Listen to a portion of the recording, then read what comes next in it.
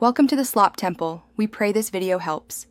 You start by confirming compatibility. Make sure the peripheral is USB 3.0 capable and explicitly backward compatible. Once done, identify the host port as USB 2.0 and note the connector style. Plug a certified USB 3.0 cable into the device first, then into the 2.0 port. This prevents hot swap glitches. If the device requires extra power, connect its external supply now. Doing these initial checks reduces the chance of errors and establishes a stable baseline for performance testing. Once connected, watch your operating system enumerate the device and install the appropriate driver. This is essential because the driver negotiates speed and power. Run a quick transfer test with mixed file sizes to reveal throughput. Note that USB 2.0 will cap at its maximum theoretical rate. Make sure system power settings don't throttle the port.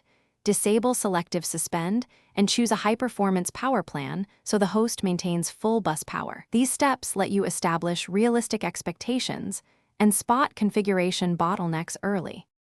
To finish, optimize by using the shortest certified cable and avoid passive adapters.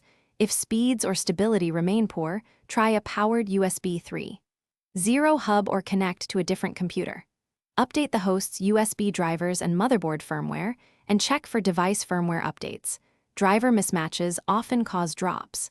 If problems persist, isolate hardware by swapping cables and ports. One key troubleshooting tip: if transfers fail intermittently, test the device on a native USB 3.0 port. This confirms.